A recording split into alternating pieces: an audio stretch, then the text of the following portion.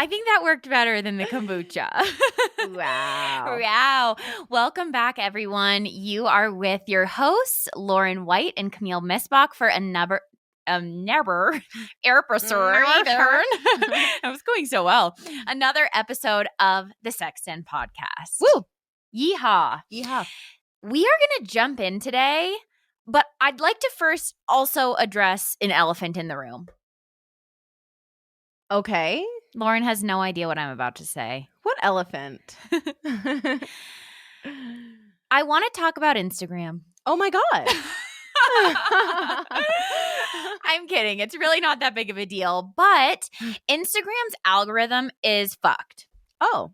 That's how I feel lately. Okay. So I wanted to let everybody know that I have not been seeing my favorite people's posts. And I figured out recently that you all of a sudden can add favorites to your account. You can. Yeah. So if you don't want to miss an episode drop, I want you to go ahead and favorite our Instagram at the Den Mothers and our personal pages as well, She Wolf Lauren and Camille Missbach, because we have some really exciting things coming up and I do not want our wolf pack to miss it. That's exactly right. Yes. That's exactly right. I love that you said that because it is. Instagram isn't just a weird place right now. We're so grateful for it. It makes our world go round in so many ways. And also, it can be kind of hard when you're making the best content, I don't know, you've ever made, and it's just getting one like. In your whole life. And not even just likes. People are not seeing it. People are not seeing it. So straight that's up. tough. Yes. So go ahead and add us to your favorites. Okay, also another thing is that we really appreciate all of the DMs that we get saying how much y'all love our podcast. It means the absolute world to us. And it would mean so much to us if you could also review us on Apple Podcast, can you review on Spotify? I don't know. Mainly just Apple Podcasts. If you can please leave us a review and just be like, this is the best podcast ever. I learned so much and they are so funny and fun, or just whatever you want to say, as long as it's really great and positive and 5 stars. Please leave us a review. And we are actually going to be doing a bi-weekly Amazon gift card draw. That's exactly right. Yeah, we're going to be giving out $10 Amazon gift cards to the people who review us. We're just going to pick a lucky winner every other week, and we would really appreciate the support, help our podcast grow, help this Wolfpack community thrive. That is exactly right. So we will promote that more on our pages. And last thing, we are starting an online community for internal transformation. Hey! This is a project that we are doing with me, Lauren, and her fiance, Shane. We are so excited about this. It's been a long time in the making, especially for you and Shane, I feel like. Mm-hmm. So we will be hosting live weekly sessions for all things internal transformation, breath work, meditation, non-meditation. We're going to be doing a Q&A as the Den Mothers. Mm-hmm. And we're so excited. It's launching really soon. So if you want to get early bird information and pricing, DM your emails to the Den Mothers and we will add you to our list. Yes, we would love that. Amazing. Perfect. Now that we have that out of the way, we're talking psychedelics today, baby. We're talking psychedelics, which I can't believe that we haven't talked about them before. We've talked about them only when I had my massive psychedelic experience last year in July. Right. So it's been almost a year. I think we mentioned them in passing, but we don't really talk about all of. And honestly, I'm excited that we haven't because I feel like my view of them has actually changed in the past year. Mm-hmm. So I'm so excited about this. But first, we have to do our weekly updates. Wow. Okay. My weekly update, which is just a 1-week update this week because we're releasing in tomorrow. That's right. So anyway, my weekly update was as follows. I went to Los Angeles. I actually went to San Diego. And then I went to LA. I was basically gone all week. You were gone all week. Yeah, Shane and I went to San Diego for a couple days. I don't know who we think we are. We're just vacationers now, I guess. But we went down there because Shane's doing Invisalign and he has to keep going to see his orthodontist. So we did that and then we extended. We had so much fun. Then we came home for a night. Then we went to LA to film a music video for my friend Jordan, aka Logos. That's his stage name. Mhm. And it was the most fun ever. We had such a good time in LA. I got to hang out with Bianca. I saw Maria Luisa. We just had such a good time. And then we came home and I literally had sex and watched Ozark all weekend and did not look at my phone. Like, I actually didn't look at my phone. I missed my friend's pregnancy announcement, like just a whole disaster. Okay. Yeah. So I literally didn't look at my phone. And when I say that, I want everybody to know how serious I am. Yeah. Like, I actually am not one of those people that's like, oh yeah, I just like didn't see it. Like, no, my phone was on airplane mode for 2 days, basically. So That's so fun, though. it was so fun. Yeah, we just, Shane and I go through these spells where all we can do is have sex. And it's great. And then we finished Ozark. So obviously I won't give anything away, but if you haven't finished it, I would just hurry up and do it so we can all talk about it already. Yeah, I need to binge it because I'm only 3 episodes in the last season. Yeah, I mean, it's the only show that I really cared about. I can't wait to see how it ends. Yeah. Okay, so really it's exciting. a simple update this week. Yeah, it was a simple update, but it was so fun. I have a simple update too. Okay. I've been a mom. Wow. Yeah, raising my son with my husband. That's all Camille AKA can my do. puppy son. It's all I can do. I want to make sure he turns out to be the best dog ever. And honestly, he is. Yeah. I'm going to tell you a little bit more about Rudy this week because I think he's so important. So sweet. He now knows how to walk on a leash. He's doing his business outside. We basically are just obsessed with our dog. We do not every day, but we did bring a hammock to Lauren's when we moved in. Mhm. And we put a cozy sleeping bag in there, and Michael and I read, and Rudy sleeps in between us. And that's just such a special experience. Yeah. And other than that, I've just been getting used to our new weekly schedule. Michael and I, well, basically Michael created this really beautiful schedule, and we've both been following it. And it's waking up earlier, doing our separate meditations. We've been working a lot, putting in a lot of work. Michael's writing a book. I am pushing out content, and it's just been really fun. So it's been a worky week, and I like it. We should post a photo, even if it's just on our story of our Den Mother's Instagram, of you and Michael and the 2 dogs in the hammock. Yeah. It is really special. It's really special. It's so cute. I know. So that's my weekly update. Yay. Easy and simple as well. Okay, so let's get to the nitty grits. The nitty grits. Who even likes grits? Do you like grits? I love grits. Okay. Well, I think maybe I could like them too. I'm not giving them a chance. Grits with maple syrup and like strawberries in them, kind of like an oatmeal. People do it in Okay. a salty flavor. I Yeah. like sweet grits. No, that would be me. I would have to have the salty variety with maybe cheese. See, I don't know. That Anyway. sounds good. Okay, so the nits grits of psychedelics. Okay. Why are we talking about this? Well, we're talking about this because we live in a time where there's this consciousness explosion. Would you say that? Oh, yeah. Like, people are really, it's kind of like everybody's on this truth quest. We're trying to figure out who we are, break generational patterns. write music, break generational patterns, really dive into the ego, all of that. We're like on these healing pathways, and we have all of this access to information and to psychedelics like never before, really.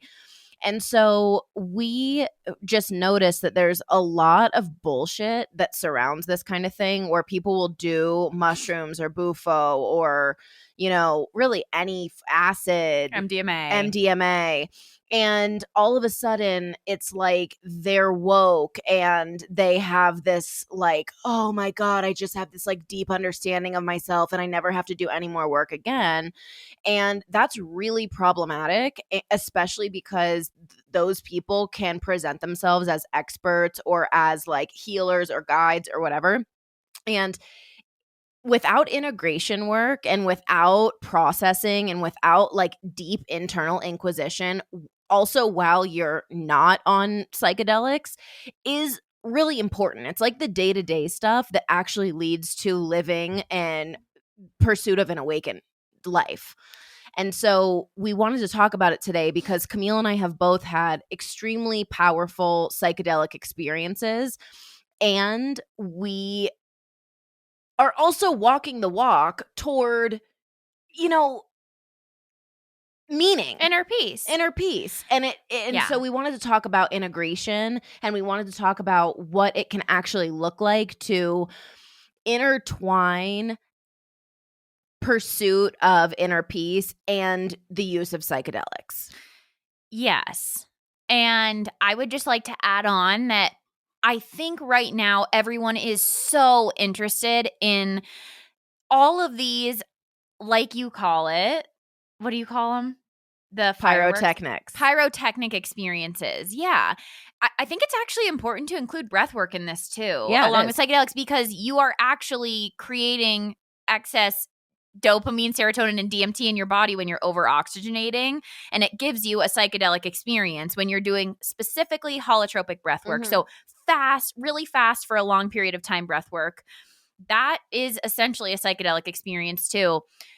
I think it's important to acknowledge that we are a generation that really wants spiritual awakening, and we also are a generation that loves instant gratification. So these have become things where it's like, you know what? I need psychedelics because I'm going to be awakened after that. Right. So people go into it thinking, this is my cure-all. I'm going to address my fears. I'm going to address trauma, and I'm going to come out of it and just be completely healed. And the problem is that when we come out of the experience for a week or two, it's like, wow, it's crazy. I'm so enlightened now. And then the pyrotechnics wear off and your nervous system goes back to normal. And it's like, I need more. Okay, I can do that again, but I just need something stronger, So I think it's important to recognize that psychedelics and pyrotechnic experiences are one tool that you can use to recognize the expansiveness of your mind. That does not mean you are awakened. It just means you've had a glimpse of what life can look like. So I think going into that, and today, the stuff we're talking about is more work. I'm sorry, it's more work, but do you actually want to live a more free, more blissful experience in your body, or are you just looking for the one-off experiences where you feel like you meet God? Right. Right. And it can be both, and you can also be honest with yourself. Like, for example, there are so many different ways that people do psychedelics. I think I can just jump into my journey. That's what I wanted to start with, is our journeys with psychedelics. Yeah, because I think that it's so unique for each person. Like, I feel like I got into psychedelics before it was like, maybe, I don't know, maybe I just wasn't very aware of it, but it wasn't something that was talked about a lot on Instagram. Like, even though it was only a year ago, it just feels like, maybe it's just the community that I'm in, but it feels like even more of an explosion lately of everybody doing ayahuasca, bufo, peyote, like DMT, all of these different experiences. And so anyway, I had not had a lot of experience with psychedelics at all. Like, I had done acid one time with my sister when we were, I don't even know how old we were. I think I was 18 or 19. Yeah. Maybe 20. Maybe I was in college. Yeah, I maybe think 20. You were in college, but I lived in Ocean Beach. So, I was 22. 3 or 4. Yeah. No, 21 or 22. Oh, yeah, because if I was, 19, 20, that makes sense. Yeah. So I was 21 or 22. Camille and I did acid. We actually did connect some dots about our parents and everything like that, and had a really good day. And then I had done mushrooms 1 or 2 times with partners, but not like a big amount, nothing that was going to like blast me into the next universe. Yeah. And I didn't know how to interpret it at the time. So it was more just like this party experience. I had done a little bit of Molly at different occasions and would always have these horrific come downs and just like couldn't get into it. Like, I'd have these huge explosions of my heart and then would be with people that I basically hated. Like, I would always do it with exes. Yes. We've already talked about how I kind of hated all my exes while I was with them. Episode 23. Episode 23. So anyway, I hadn't had a lot of experience, although maybe for some of you that sounds like a lot, but it wasn't like I was using them for medicine until I had broken up with my last partner. So this was in October of 2020. Mm-hmm. And we had been broken up for a couple of months, and he went to do Bufo, which is 5-MeO-DMT. It's the psychedelic that we've talked about pretty extensively on this podcast. And he like wrote me a message he called me and he's like, I am buying you this experience. We still had our finances intertwined, whatever. He's like, I'm buying you this experience for your birthday. I really want you to go and do Bufo. And I was like, cool. I'm in. I didn't do any I didn't even know what it was. We didn't even know what it was. I had never heard of this before. I had heard of DMT. Right. But I had never heard of 5-MeO-DMT. And I didn't realize that it was like something you could just go do. Like I just did this in Riverside with this incredible shaman who we are now great friends and have spent a lot of time together. But essentially, I just went completely by myself and showed up to this ceremony in Riverside. And it was a really intense experience. It was not just Bufo, but it was also Kambo, Sanaga, Hape. It was my first time doing any of these medicines, these really like indigenous warrior medicines, really. Yeah. And we did it by a river. It was just such a unique experience for me.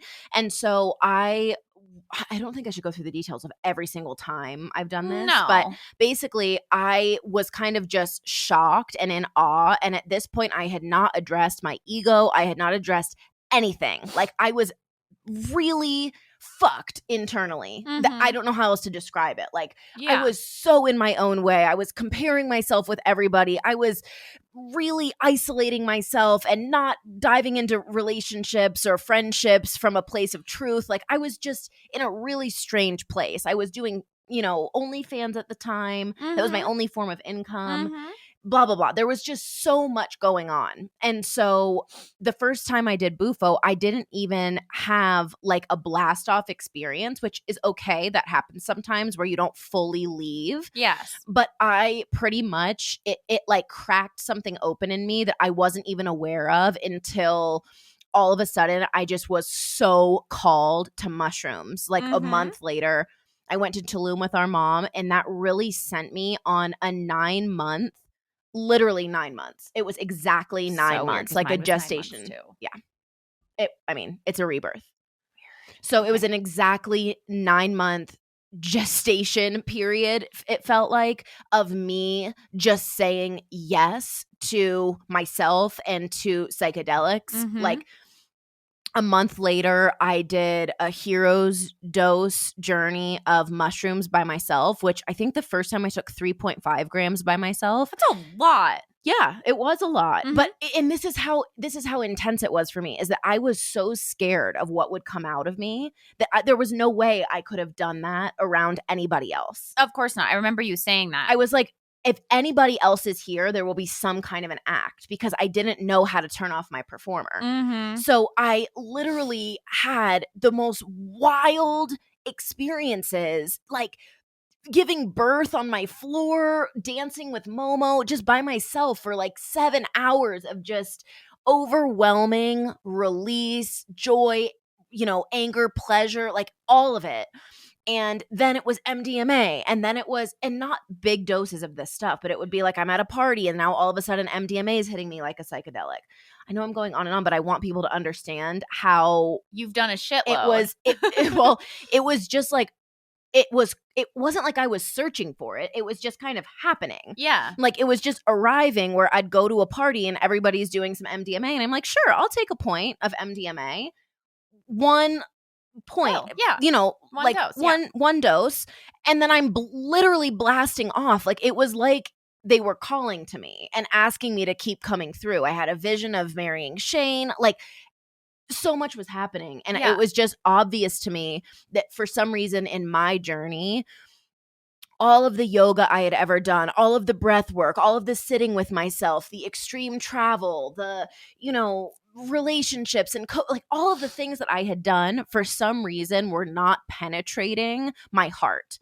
I had so many walls up and did not even realize Mm-hmm. how much I had built a castle and a fort around my softness, that for some reason my method in, without even really my knowing, Yeah. was psychedelics. Yeah. It was this like intense laceration. It was like over and over again. It was like I was being beaten, and honestly it wasn't that fun. Like it was It's not like they were experiences where you were like laughing with your friends. I mean, some of them, but you No. were like basically No. shooting out while you were Yeah, on the like beach. people, you know, thank God for my friends because they were so supportive of me, but it would be like really huge experiences every time that looked alien and freaky. Like my Mhm. stuff, the reason that the reason that I coach in the realm that I do and offer the services that I do is because I have literally been to the depths of my own hell.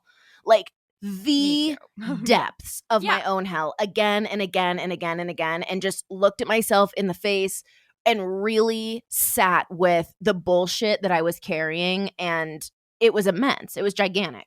Yes. So, you know, this went on for 9 months. You did Bufo 3 times. I did Bufo 4 times. Okay. I did Bufo 4 times. Couple hero doses. A couple hero doses of mushrooms, and MDMA maybe like 5 or 6 times within the span of that 9 months. And then some ketamine too.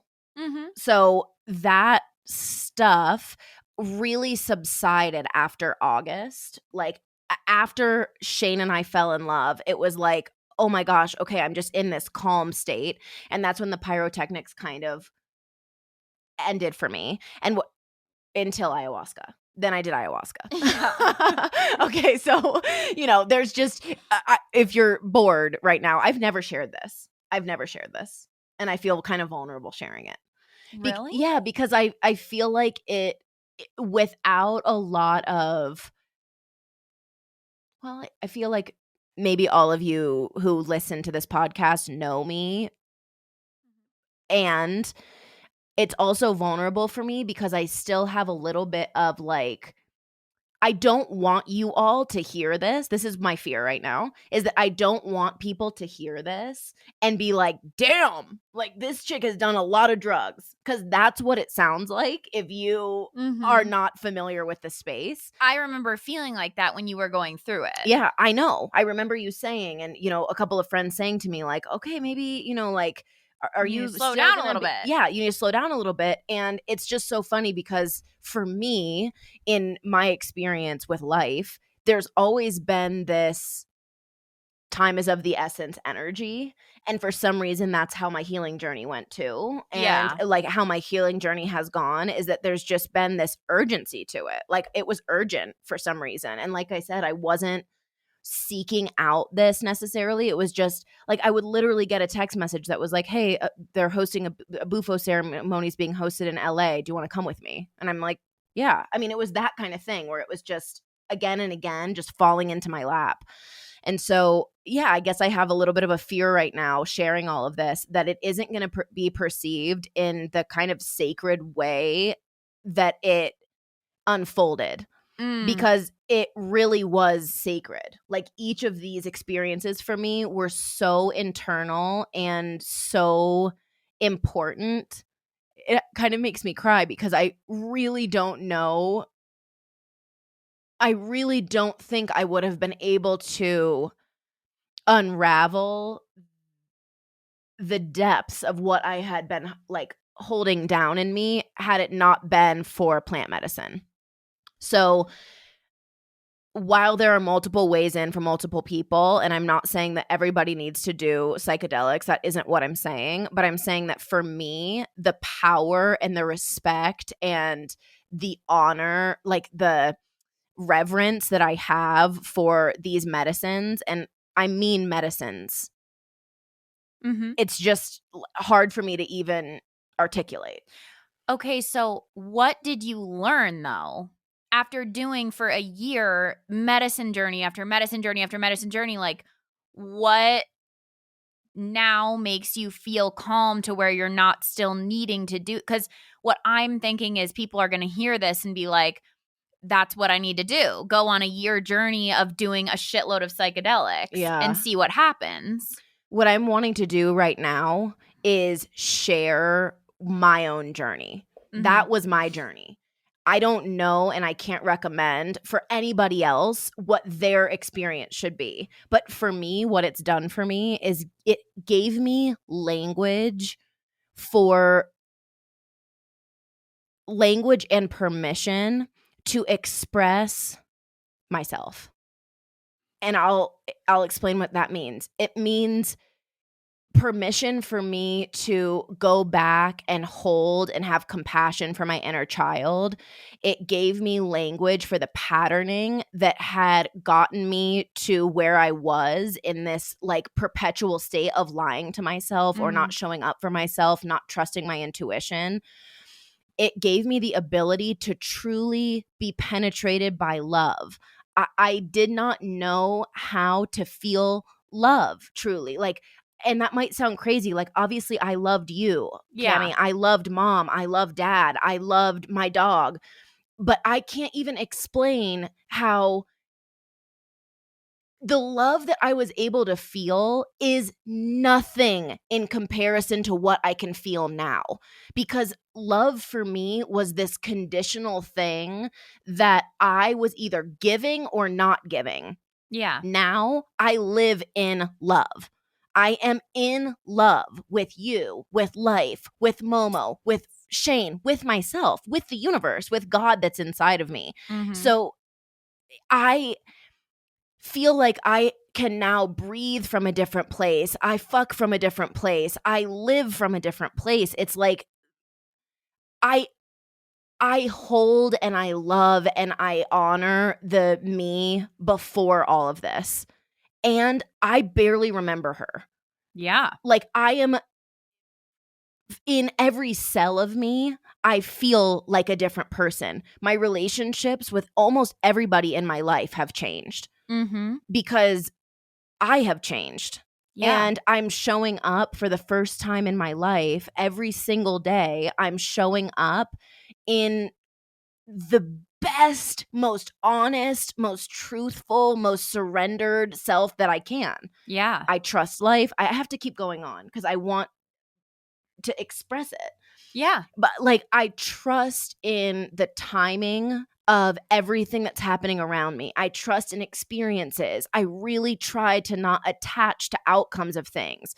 Before I would do something and attach to what I wanted it to be like.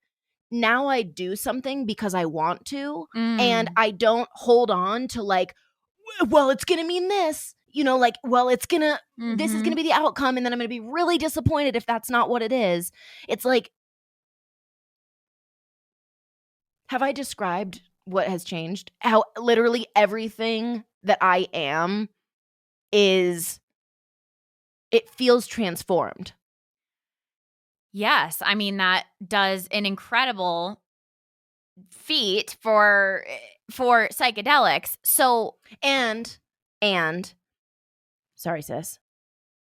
This was not just about psychedelics. In this time, I also want to say that my best friend, Shane, who became my lover, right at the very beginning of this journey, I met Shane, who is a Zen master teacher. Shane became my teacher. Yeah. And without him helping me to unravel identifying with new identities now that I was like becoming something and becoming somebody and my business was growing and I was feeling proud of myself, without him really asking me questions and having me unravel my mind, I don't think that I would have been here. Yes. So it's a mix, obviously, of psychedelics, but we can't forget it. It's not like I was on psychedelics for 9 months, right? Like I would have a psychedelic journey and then integrate it. Yeah. And I'm still integrating my ayahuasca one. I mean, I'll talk about that someday, but it's, Okay, so I'm trying to think from a listener's perspective right now. Yeah, I wish we could have them ask us questions. Yes, because right now to me what I hear is like I did a year-long journey of like psychedelics and integration and now I have this spiritual teacher and people are like, "Okay, well where the hell do I start?" Mm-hmm. Like this seems so unattainable for me. I have a fucking 9 to 5 and like a family. How am I supposed to feel the way Lauren feels without having a year journey of like basically exploring myself with no regard for anything else? Okay. This is not an easy answer. We literally just had to pause our recording for a second because Camille's question very much stumped me because I forget my starting place sometimes, and I try not to, but sometimes I do. Yeah. When I was on this journey, I had already left the rat race in a particular sense. I was single. I did not have kids, and I still do not have kids. I was living in an apartment that I really loved. You owned your own business. And I owned my own business and had pretty much committed to never working for anybody ever again unless they're hiring me as a contractor and I'm doing it on my own terms. Mm-hmm. So this kind of an experience, if you're listening to this and you're like, well, I have a 9 to 5, I basically hate my partner and my kids are driving me crazy and I don't even have time to wash my ass every day, then what you need to do, and the thing that I can recommend and the thing that I know Camille recommends too, is literally hire somebody to help you. Start consuming content that makes you actually feel alive. If you hate your job and you can afford to quit your job and you have something that you're really pursuing, like that lights your soul on fire, whether that's like youth athletics or being a mom full time, and you can actually afford to do it, but you're convincing yourself that you can't.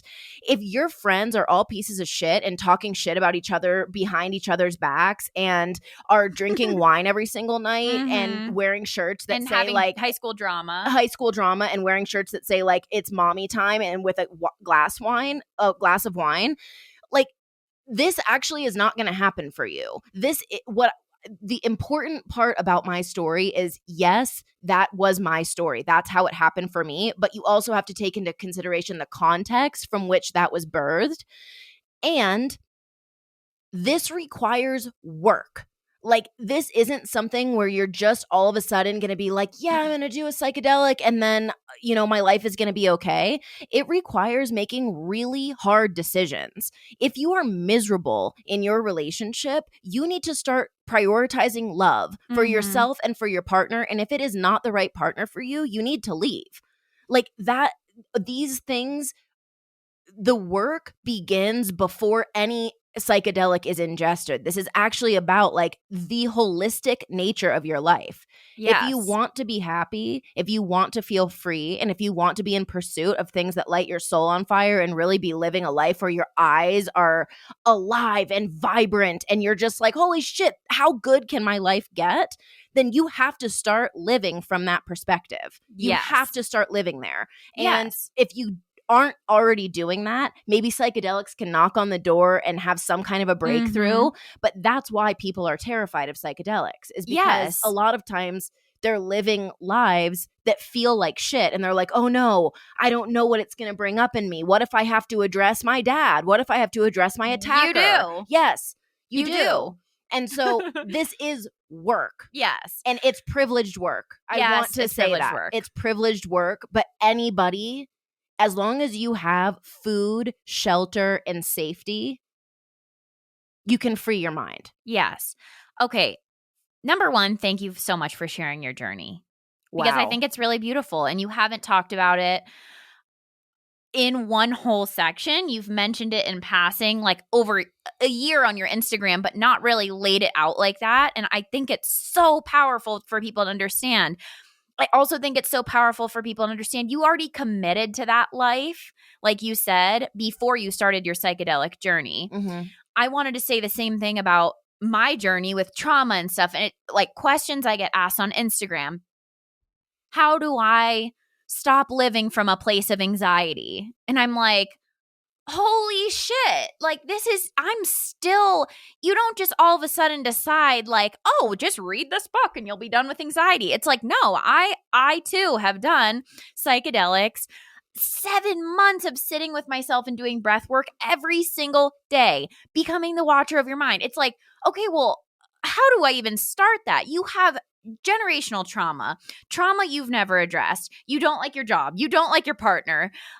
You hate the place you're living and you got stuck in your hometown. It's like, how can I possibly know how to answer that question when there are so many layers to peel away? Mm-hmm. And there have been for you and your journey and what you've accomplished, and me and my journey.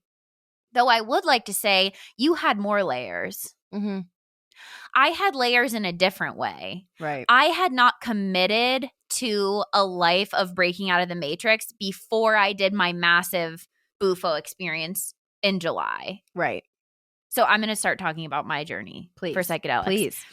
Mine is shorter. I did mushrooms once when I was 16 with a girlfriend in high school, was terrified of them after. It was honestly awful for me. It was a really bad experience. It was really bad. But not just because of the mushrooms. It was the context. It was the people you were with. Yeah, it was awful. It was just not I was good. with slime ball people. Yeah. Not the friend I did it with. She had her own little journey. The other people we were with, whatever, it was awful. So I was scared of them ever since. At 24, when I met Michael, we went on a camping trip and we did mushrooms with this group. And it was the best experience ever. It was one of those, everything's beautiful. You're laughing so hard. Michael and I had been dating for like 6 months. 5 months maybe. And that was literally the day I decided I was going to marry him. Yeah. It was my first experience of having your mind expanded, tapping into like actual spirituality. We were in Joshua Tree. It was the most beautiful circumstance. We had the best camping spot. It was magic. Then we started doing a lot of mushrooms and for fun, because I was the party girl. Right. So I started doing a lot of them just for these really fun one-off experiences. Then Michael and I went to a cabin for a week before we got married and did a bunch of mushrooms, and it got really deep. And they were dark. ready. Yes. I do not want to interrupt your story, but I feel like it's necessary at the deep and dark place to talk about how intelligent mushrooms are. Yes. And if you are interested in this, there is so much science behind it and it's really coming out. There is a documentary that you can watch for free called Fantastic Fungi, and it is so special. You can just type in fantasticfungi.com, I think, and just watch it for free right on the website. But what I wanted to say is that mushrooms have proven to me and to you and to so many others to be so intelligent in that they only meet you with when what you're ready for. Yes. So mushrooms can be really fun for you for like 6 months or for a year. You can party with mushrooms. But then once it's time for you to do your internal inquisition, they will hit you like a ton of bricks. And all of a sudden you're having an ego collapse. So what I'm wanting to say is that in Camille's journey right now, when it gets deep and dark, it's really interesting because it was like they were calling you into your healing. Yes. So anyway, go ahead. I had not prepared for that. So that night, Michael and I we did mushrooms a couple days in a row. So fun. And then one night got really dark and I started dissociating for the first time, which is basically I felt like a little person inside my body. It looked like everything was a fishbowl. My voice started changing. Basically, what happened was I ended up fainting twice. Which was my body dissociating. Now I recognize that, but it was terrifying at the time because neither of us knew what was going on. So I stopped doing mushrooms for a while. I did them one more time when we camped with his brother. The same thing happened, except for I actually hallucinated people. Right. So now I recognize that is me tapping into your mediumship. Being a medium. Yeah. Which I'm now trying to explore a little bit sober. But again, I was terrified. What is real? What is not? So I didn't do mushrooms again. I didn't do any journey again for about 8 months. I quit my engineering job. And in the meantime, I quit my engineering job. I started living a life I wanted to. Actually, not even really. I was working, building a business with Michael, doing real estate. But my heart was burning. My chest was burning. I went to Tulum to visit Lauren, and I was called to do bufo. So 5-MeO-DMT. I talk about it in one of my episodes. In one of our episodes, I can't remember, but I think it's called Psychedelics and Travel Sex. Okay, yeah. And we can link it. We'll link it. So I had this massive experience, and then I dissociated for over 2.5 months when I came down. That was my integration.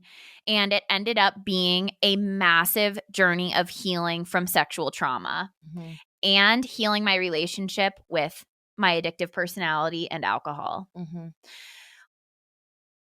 This was much different. Lauren had a lot of ego and walls built up to face. I have never had a problem loving. I am like, I love everyone so deeply. That's always been my personality. My trusting myself was my journey and really living through hell. Refacing my trauma over and over. I started going to therapy.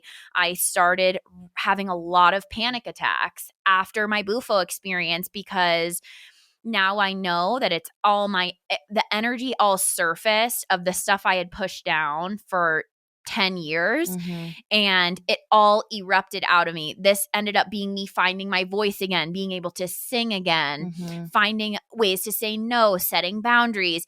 It's been 8-9 months. It's been about 9 months. Again, the 9-month. And my energy is finally settled now. I've only done one psychedelic since. I did a little bit of acid. I've done MDMA too, a little bit here and there. But because I was experiencing such panic attacks and really intense anxiety, I completely stopped. And I realized that me being called to doing psychedelics and experiences like that is also an addiction for me.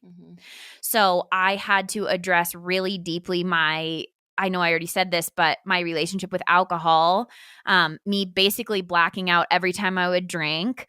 That was huge for me. Honestly, I kind of stopped having panic attacks when I stopped drinking. Yeah. I've had a couple drinks since then. In December. It's May now. It's literally 5 months. And I have had to do so much work to get settled again into my body and in my nervous system. And that is why I coach now because I have done a massive trauma healing experience and I didn't even know that I needed to address it.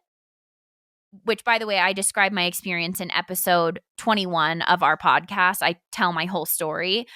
But psychedelics uncovered that for me. But if I would have had, I don't know, I guess I didn't even know there was another option for addressing it. But now I know there are other options for addressing it. Literally just acknowledging it is your first step. And then working with a coach. I'm serious. Or therapy or both or doing retreats. Like it is really scary to face trauma. That's why nobody does it. Right. Because it's actually scary. Like if I would have known, hey, when you address this, you're going to start having panic attacks, not being able to sleep, literally just so many things, I would have not done it. Yeah. Because it can seem really daunting. And also now I know that on the other side of facing all of that is freedom. Freedom in your body. I feel like I am so much more able to share myself emotionally and vulnerably. I can voice my needs when I need to. Setting boundaries, I'm so much better. I'm so much more in touch with my creative side. I used to just say I wasn't a creative person. Right. And now I paint, I sing, I dance, I like create songs for Michael just like on a whim. And before I used to not be able to do that because I was so scared of vulnerability because of trauma. Yeah. So psychedelics were also my way in a very different sense. They were my way into healing my trauma. And now that's what I offer people is a way into dealing with their trauma through my coaching. And if I wanted to cover this at the end, but I think it's okay to do it now, is when to do psychedelics. And I feel like the only time to do it is when they're called to you, not when you're convincing yourself you need to do them because you need to be healed, or, oh, well, my friends are doing it, or, oh, well, I heard this cool story, so I'm going to do it. Because I think my transition, and I've never really talked about this, but my trauma healing, I think, would have gone a lot smoother if I would have known what I was in for.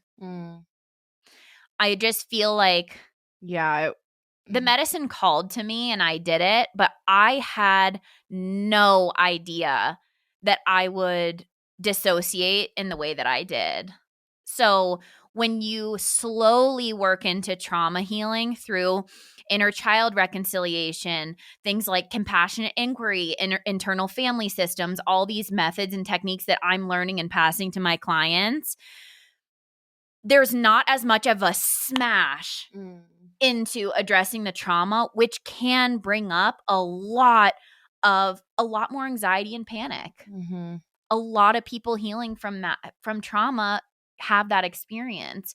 And so working and like actually getting into your body before even addressing the trauma can allow the energy to disperse in little amounts before you need to, like, I don't know, just live through it all at once, which is what happened to me. I love hearing your story, and I feel like that's the first time that you've talked about it in a concise way too. And I think it's really good for our wolf pack because you can see kind of different, like, Camille and I have a lot of shared living experience. We spend so much time together. We were raised by the same parents, like same exact experience. We're only 2.5 years apart. We were in high school at the same time. Like, so much between us is so similar, which is why, we do this, what we do. And it's just interesting to see how your experiences in life and who you're born as shape you in such a way where events reach you in different ways. Psychedelics will bring out different things in you. It's really fascinating. And I also, like, in my experience, I was kind of obsessed with this hell place. Like, I wanted to feel how bad it could be. And maybe that is because I didn't associate the trauma that I had faced with being as bad as something like sexual assault or something like being beaten physically. Like, I just kind of was like, whatever, I just want to experience something bad. Like, take me to the worst. And I realized that I had been in hell already. Like, what I had been doing to myself was my hell. And I didn't have to search that far. And so, I was so much more vigorous and like ballsy almost. Like, just, and reckless. I was reckless because I was kind of like, well, I haven't been through that bad of stuff. Like, show me how bad it can be. Whereas with you had been through something so traumatic. Like, and knew that was your trauma. I didn't know what my trauma was. So, psychedelics, like I kind of said in that interlude when I interrupted you, will really hit you where you need to be hit. Yes. And so that is one thing that I have noticed from everybody who's done psychedelics. And I want to specifically call out the people who've also done the work after. Right. Is it hits you when you need them, and it pulls out things that you need to address. Here's where, and we might just do a couple minutes on this though.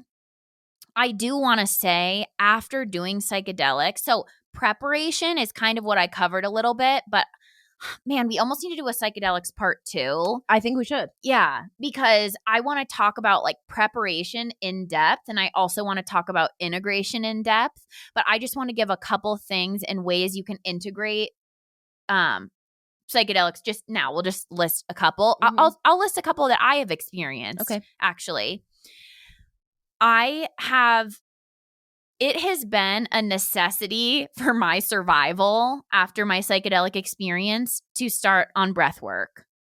Yes. And here we're at 3%, and I can't plug it in because.